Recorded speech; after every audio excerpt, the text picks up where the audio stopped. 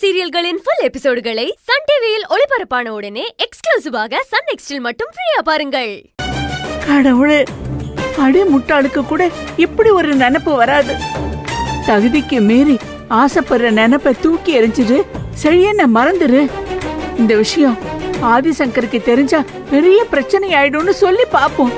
பாட்டிமா மறக்க மாட்டேன்னு ஏதாவது சொன்னானா தயவு தாட்சிணிய பார்க்காம காயத்ரி கழுத்தை பிடிச்சு வீட்டை விட்டு வெளியே தள்ளுறத தவிர எனக்கு வேற வழியே இல்ல. ஏதோ ஒரு திட்டத்தோட தான் காயத்ரி இந்த வீட்டுக்குள்ள அடி எடுத்து வச்சிருக்கா. இன்னும் அவ என்னென்ன உண்மைகளை மறைச்சு வச்சிருக்காளோ தெரியல. எப்படிப்பட்ட கெட்டவளை நம்பி நல்லவன் நினைச்சு நான் ஏமாந்து போயிருக்கேன்னு நல்ல கனிய கொடுக்கும்னு நினைச்சு ஒரு விஷ செடிக்கு தண்ணிய ஊத்தி வளர்த்திருக்கேன். இனி அந்த விஷ செடியை முறிச்சு வளர விடக்கூடாது. அது வளர்ந்தா எல்லாருக்கும் ஆபத்தை ஏற்படுத்திடும். அது உடனே கிள்ளி எறியணும்.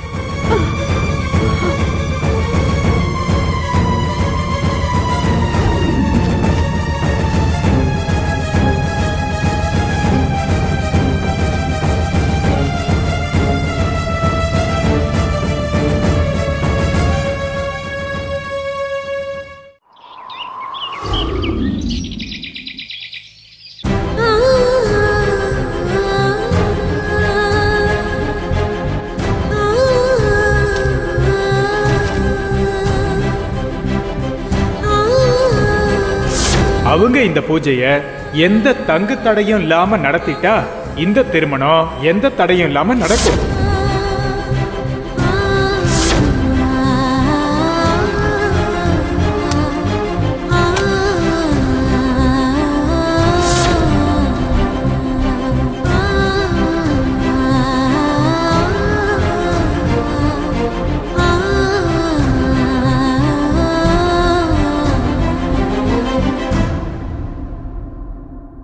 என்னங்க, ஏதாவது பேசணுமா? ஆமா. என்ன விஷயம்? அது நம்ம செழியனோட கல்யாண விஷயம். அதான் கீழே பேசி முடிச்சாச்சுங்க. அடுத்து ஆக வேண்டியதை பார்க்கலாம். கல்யாணத்துக்கு ஆக வேண்டியதை பார்ப்போம். நான் வேண்டான்னு சொல்லல.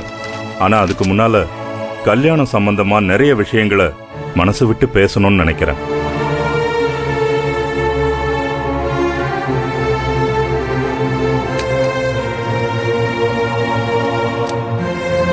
சொல்லுங்க, என்ன விஷயம்? செழியனோட கல்யாண விஷயத்துல நீ கொஞ்சம் பொறுமையா யோசிச்சு முடிவெடுக்கணும். எடுத்த முடிவை பத்தி பொறுமையா யோசிக்கிறதுக்கு என்ன இருக்கு? அது முடிஞ்சு போச்சு. அதை தாண்டி நிச்சயத்துக்கான ஏற்பாடை பத்தி பேசலாமே. இல்ல ஆதிசங்கரி, இந்த விஷயத்துல நீ பிடிவாதம் பண்ணக்கூடாது. இது நம்ம ஒரே மகன் செழியனோட வாழ்க்கை பிரச்சனை. அவனுக்கு நல்ல வாழ்க்கையை அமைச்சு கொடுக்க வேண்டியது பெத்தவங்களான நம்மளோட கடமை தானே. கல்யாணத்துக்கு தடைகள் இருக்கு. அந்த தடைகளை நிவர்த்தி பண்ண பரிகாரம் பண்ணாதான் அந்த தடை விலகும். அந்த பரிகாரத்தை சரியா பண்ணி முடிக்கலன்னா தியாவுக்கு இந்த வீட்டுக்கு மருமகளா வரக்கூடிய யோகம் இல்லைன்னு ஜோசியர் அழுத்தம் திருத்தமா சொல்லியிருக்கார். அப்படி இருக்கும்போது அந்த பரிகாரத்தை தியா சரியா செஞ்சு முடிக்கல. நம்ம வீட்டுக்கு மருமகளா வரக்கூடிய யோகம் தியாவுக்கு இல்ல. அதுதான் உண்மை. அதை நீயும் மறுக்க முடியாது, நானும் மறுக்க முடியாது. அப்படி இருக்கும்போது அவதான் இந்த வீட்டுக்கு மருமகளா வரணும்னு நீ நினைக்கிறது எந்த விதத்துல நியாயம்?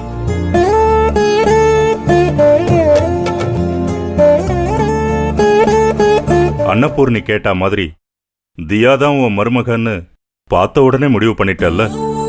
அப்புறம் எதுக்காக நீ ஜாதகம் பார்த்த பரிகாரம் பண்ண முடிவு எடுத்த? நிச்சயம் கல்யாணம்னு அடுத்தடுத்து போயிருக்கலாமே. அப்படி போகாம ஜாதகம் பார்த்தாச்சு, பரிகாரத்தையும் தியா சொதப்பிட்டா. விதியே தியா செழியனுக்கு ஏத்த பொண்ணு இல்லைன்னு சொல்லும் போது அந்த விதியை மீறது எந்த விதத்துல நியாயம்?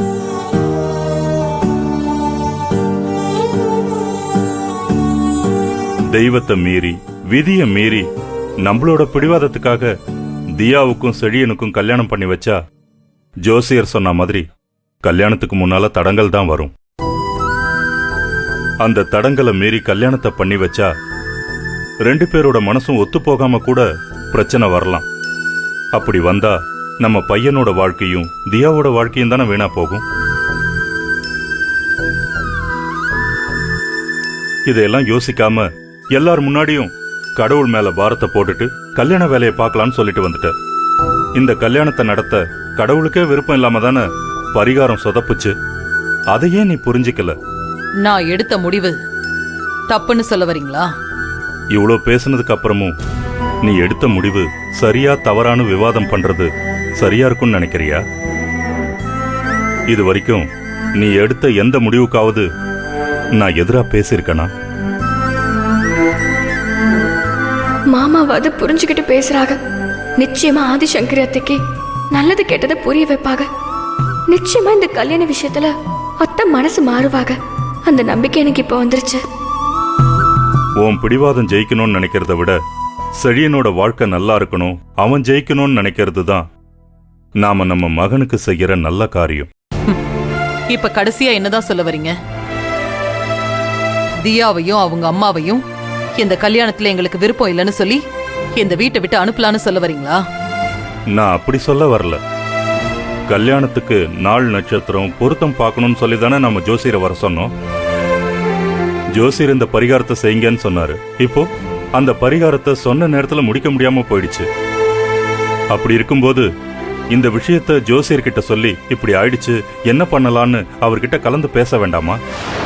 நடந்ததை அவர்கிட்ட சொன்னாதானே நடக்க போறது அவர் நமக்கு சொல்லுவாரு.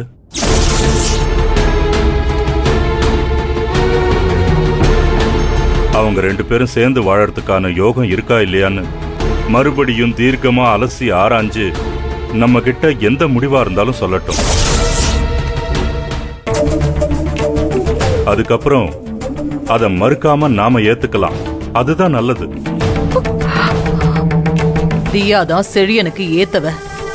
அவ தான் இந்த வீட்டுக்கு மருமகளா வரணும்னு நான் நினைக்கிறேன். அப்படி இருக்கும்போது பிராப்தம் இல்ல வேண்டான்னு ஜோசியர் சொல்லிட்டா அது என்னால எப்படி தாங்கிக்க முடியும்?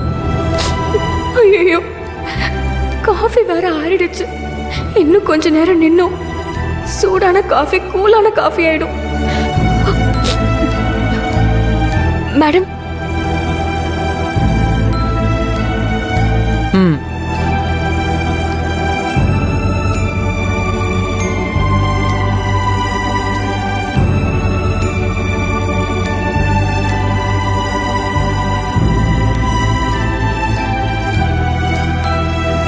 காயத்ரி, இந்த ஃபைல்ஸ் எல்லாம் எடுத்து அந்த கபோர்ட்ல அரேஞ்ச் பண்ணி வை.